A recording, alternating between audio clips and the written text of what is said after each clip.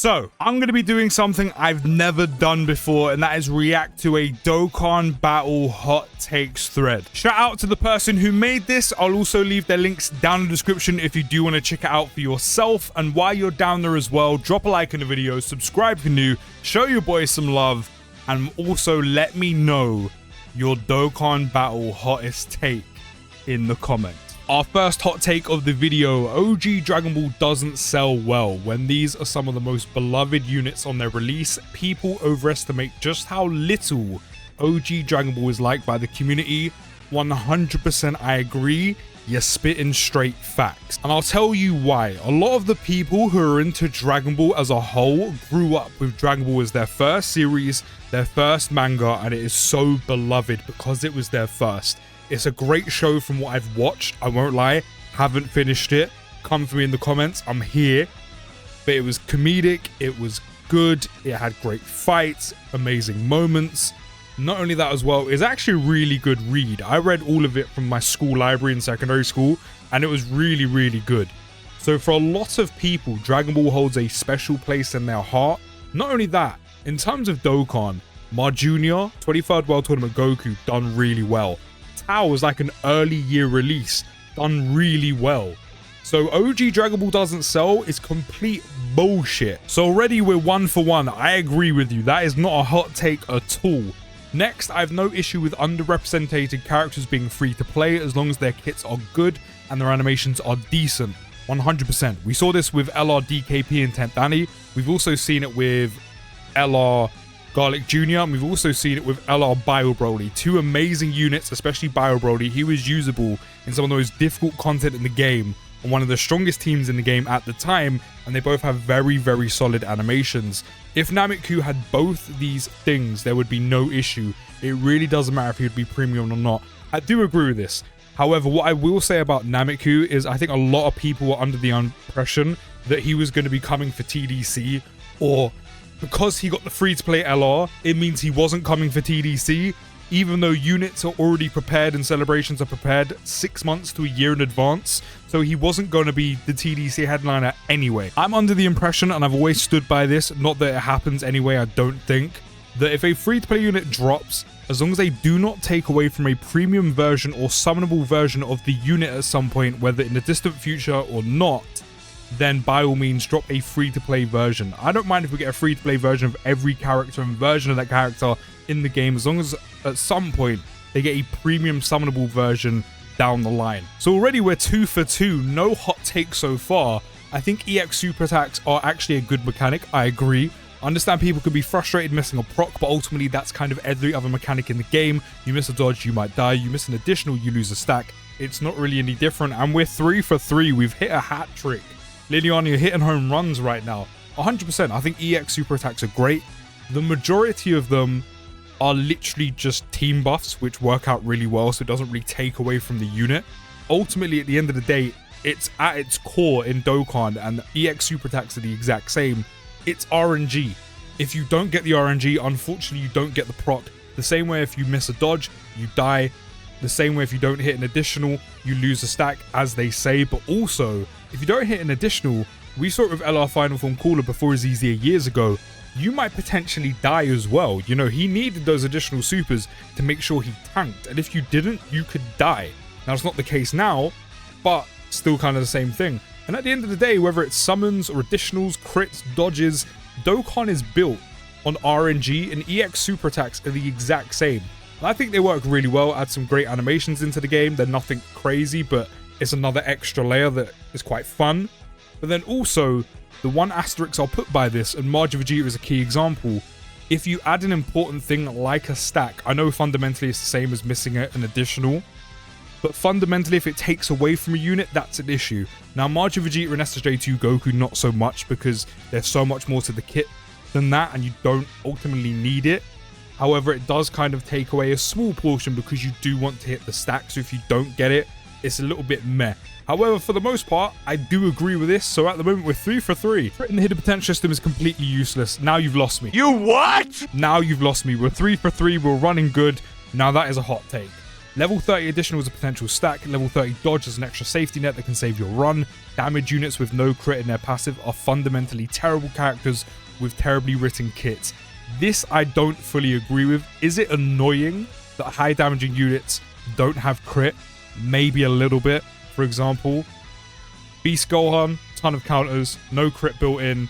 You lose out on quite a bit of damage. However, he still does quite a bit of damage, even only doing like 30 to 40 mil on his 2 supers, but then with all of his counters as well. However, not having crits would make him so much better.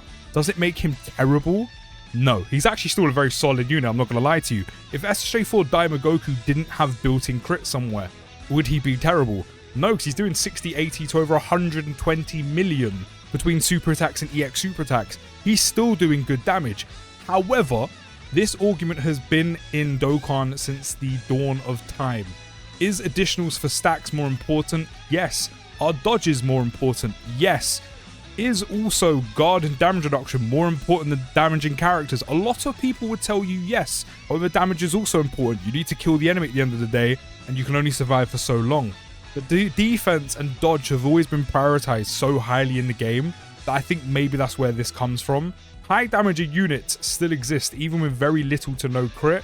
So I can't lie, you kind of lost me for this one. People look at tech UI through rose-tinted glasses way too heavily, and I'm tired of pretending it's not true. Goku and Frieza was the hardest fight by far in the game runtime, 100%. No, he wasn't doing crazy counter damage, neither pre or post super. Now we're starting to really get some hot takes. Now I don't know whether they're saying that tech UI was basically overrated, or whether he wasn't doing crazy counter damage, so I'm going to answer both. And we'll start with the crazy counter damage. Was he doing crazy counter damage? No. However, it was extra damage being done because of the counters, and especially if you critted.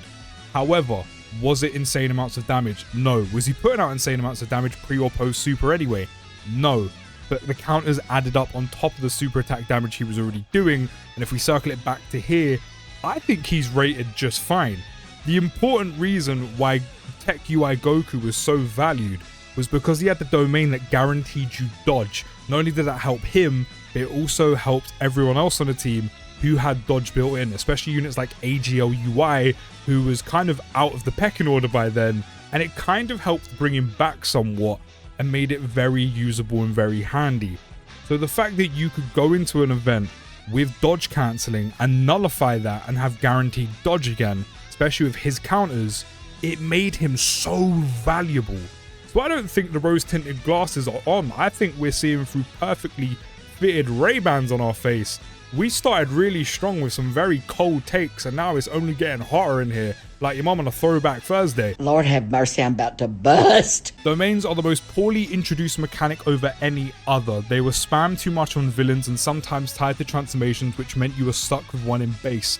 People will only realize just how bad it was when these units easy aim start clashing. Now let me just dissect this.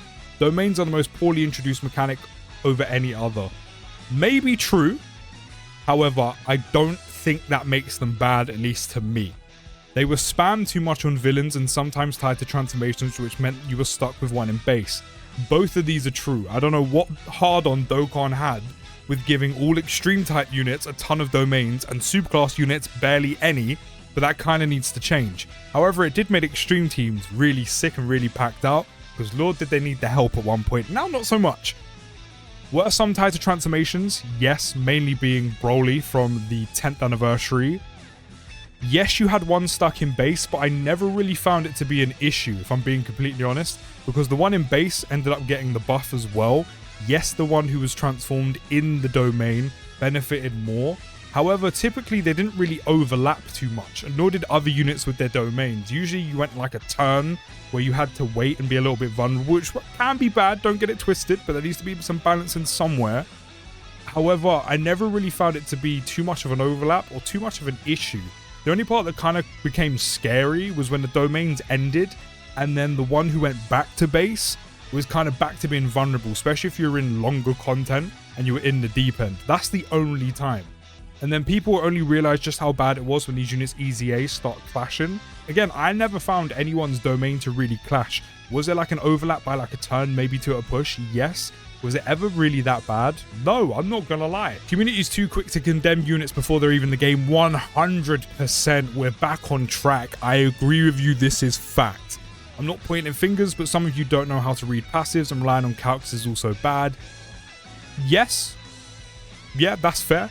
Some people were generally saying Metacooler was gimmick slot when his kit dropped, by the way, and now he's one of the best, if not the best, and most valuable unit in the entire game with the best team.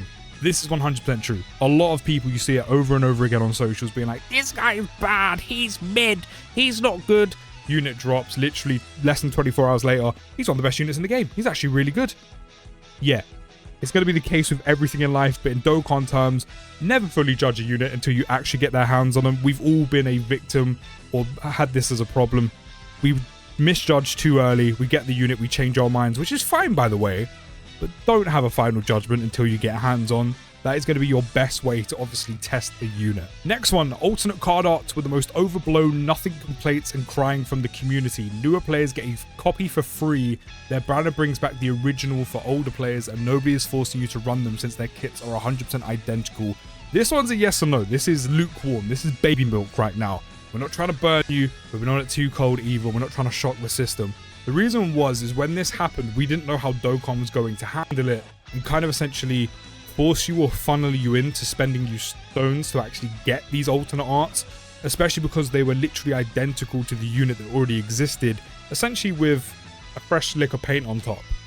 Now that we know the way Dokkan is going to do this, which I think was probably the best case scenario of you get one for free if you want both, if there was more than one, which in this case there was, with SSJ3 Goku and God Goku, you needed to summon. Whether you like it or not, unfortunately that's how gachas are run.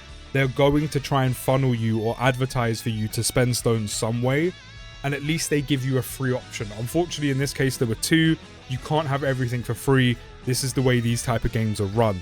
So I do think there was a little bit blown out of proportion, but at the time it was kind of the unknown and we didn't know how Dokkan was going to handle it. So I get the speculation and the skeptics. However, it did kind of end up being blown out. So we're kind of in the middle for this one. Number 9, fine, I'll say it. I love Dokkan Frontier. I think a lot of people would disagree with you, but the community genuinely exaggerates how much of a terrible experience it is.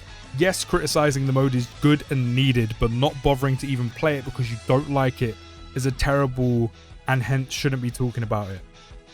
I'm not gonna lie, I don't agree with this one at all, because, and let me play devil's advocate. If you mean you're criticizing it and saying it's bad and not playing it because you have played it and you don't like it, then 100% don't play the game mode. You know, if I don't like burgers, I'm not going to order a burger at a restaurant. You know, if I don't like cucumbers or I don't like pickles in my burger, best believe take that shit out, which by the way I do. I'm going to point that out. So that doesn't make sense. If you're saying that people aren't playing the game because they say it's terrible, but they haven't played the game mode, then that's just dumb. You're a donut! You're so stupid! So this one, I'm not gonna lie, this one's a hot take and not in a good way whatsoever. This one just kind of doesn't make sense, I'm not gonna lie, because if you don't like something, of course, you're not gonna play it. Kind of makes sense, no? Number 10, their easy A's will be generational regardless of how good they are, simply because of their leader skill. Already a really strong leader, and you get to run any super extreme class on their team at 150% respectively. Yeah, that's insane. Both are top 2 leader skills of all time. Yes, to be fair, Vegito Blue and Zamasu's leader skills are really good. It gives you such a wide variety in terms of team building outside of the categories with just the super and extreme type leads. And funny enough, we haven't actually seen anything since. However, say generational and top 2 leader skill of all time, I mean, this kind of generational, I mean, they could still be bad easy A's with good leader skills. It kind of doesn't get you anywhere. But I get the point. I get the point. I wouldn't say this is a hot take. I wouldn't say this is a cold take. Again, this is just kind of in the middle. I do think their easy A's both are going to be very good, especially because it can revive this unit who didn't have too much of the spotlight. And Tech Zamasu was honestly amazing. But their leader skills are insane. They are very, very good. I just think their easy A's are going to be good regardless. So this one's kind of in the middle. This one is a, again, lukewarm take. It's a mid take. Next one, in my opinion, collabs are some of the most hype and important celebrations of the game. They're super fun units, unique picks for characters, and they're different from what we usually get. Do you know what? I agree with all of this. However, what I will say is I don't think they're the most important. I think the important ones are, unfortunately, as corporate as this sounds, the one that generate Dokkan the most money.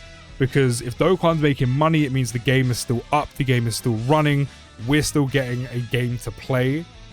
However, the collabs are fantastic celebrations. I like them a lot. They do carry a lot of hype. I love the novelty, and I think that's what carries them. And obviously, the good units. Like, for example, God Vegeta.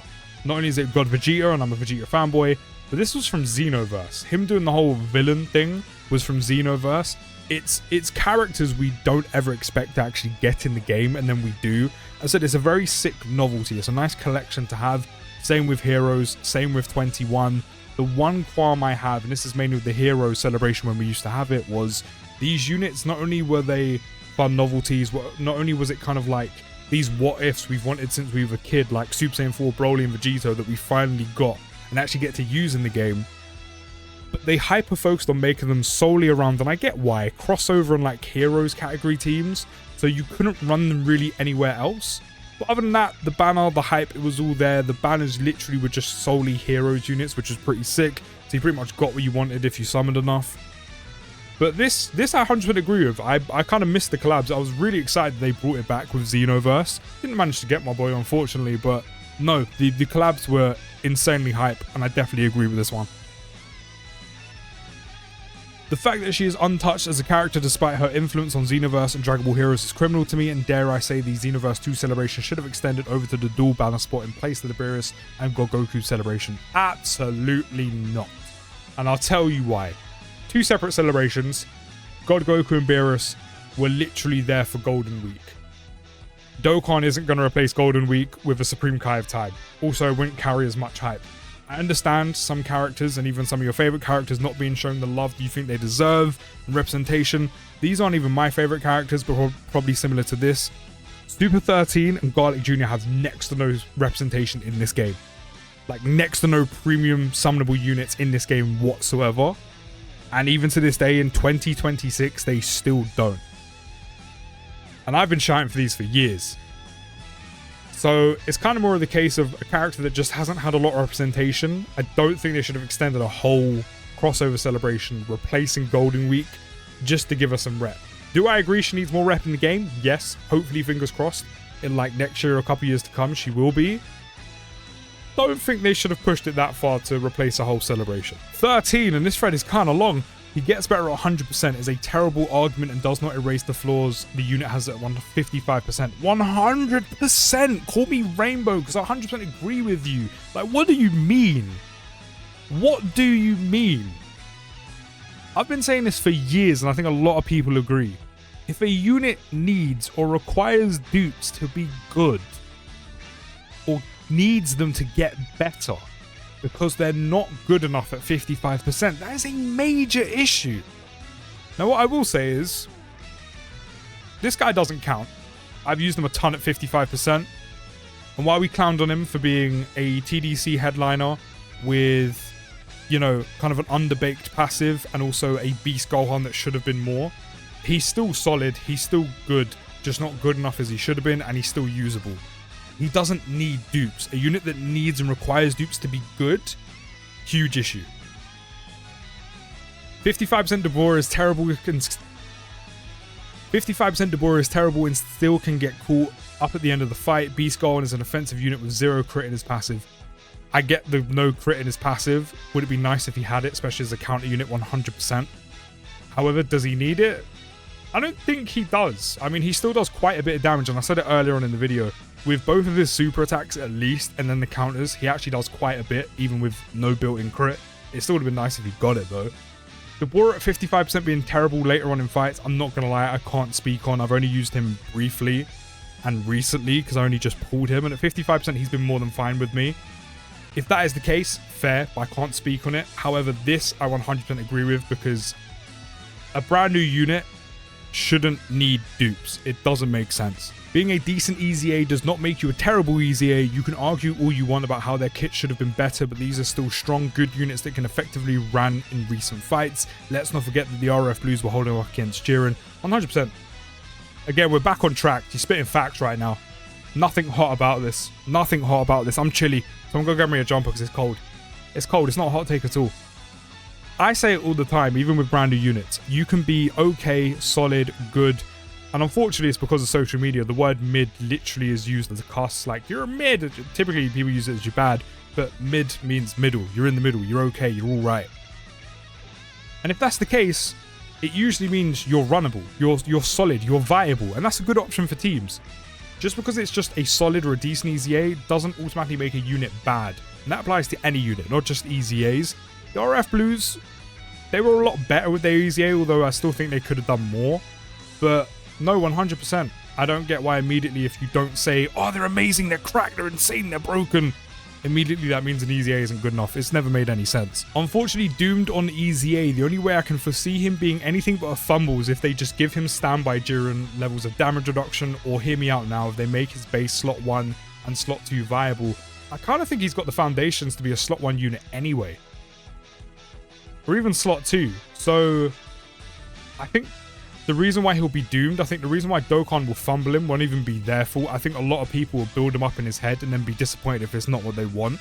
So this one's just kind of there, I'll be real. I don't really agree or disagree. I agree that he could be slot 1. I don't think he needs to be, and I don't think he'll be a fumble because Dokkan fumble him. I mean, they could, but I don't think they will.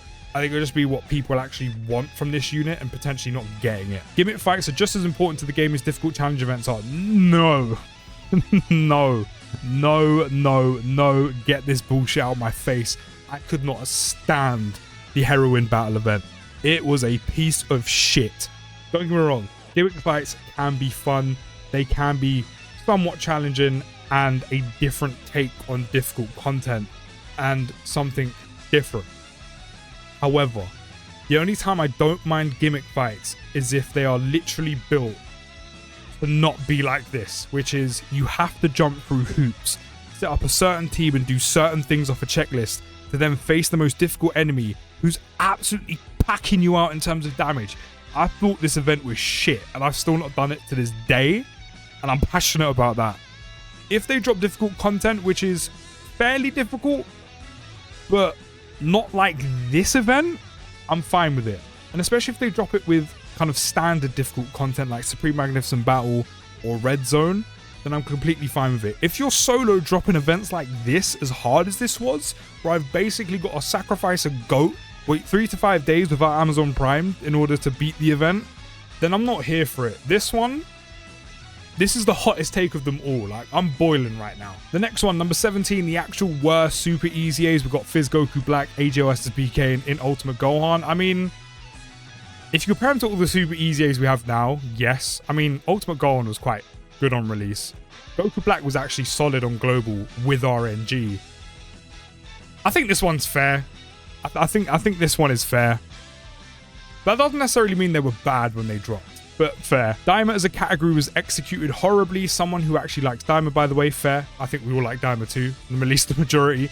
But when half the units are free to play, LRs took around a year for us to actually get, and the fact that said LRs debuted in what some consider to be the worst Annie is not a good look for Daima. I don't agree with the last bit. I feel like that's... You're combining two things together that doesn't need to be combined. Like, just because the 11th anniversary wasn't as hype as previous anniversaries, when we finally got SJ4 Daima Goku and Daima Vegeta, shouldn't affect Daima as a category or how we look at Daima. That shouldn't be happening. However, I do think when Daima dropped in the game as a category, they didn't handle it well. Literally, it's 100% true. We waited so long to finally get SJ4 Daima Goku and SJ3 Daima Vegeta. I know the whole waiting for like the 11th anniversary, big hype, etc. But because they dropped like SSJ Mini Goku and Glorio so early, we had to wait so long for the big boy units and even just premium units to fill out and flesh out the team.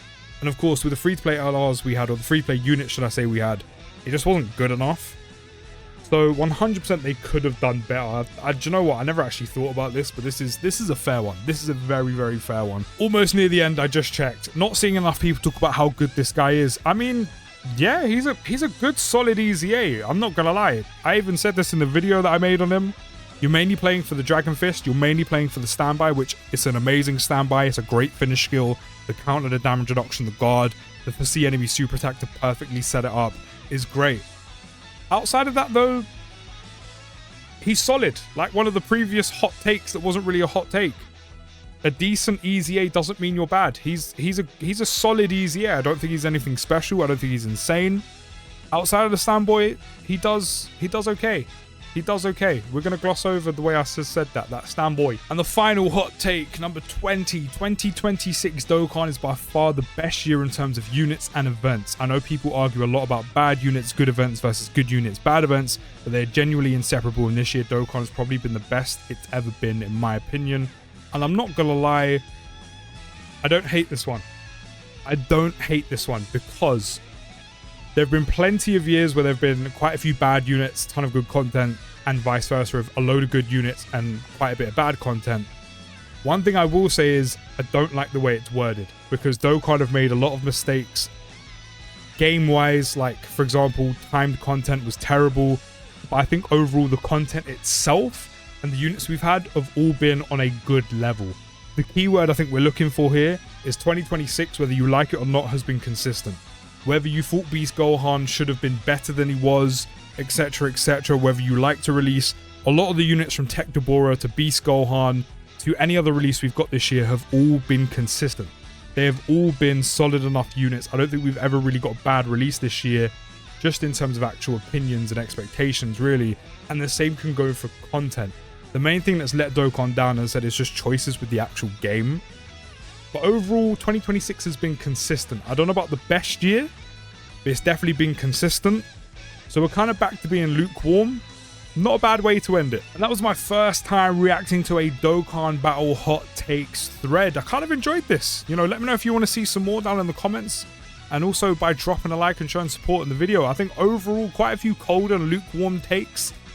You know, not enough to really scorch us. There was a couple hot takes in there, for example, the themed or gimmick content. Yeah, keep that in the bin. Keep that well away from me. But overall, I kind of feel this person has a level head on their shoulders. So, fair play. Round of applause from me. Well done. But I'll see you next video, guys. Take care of the rest of your day. And peace.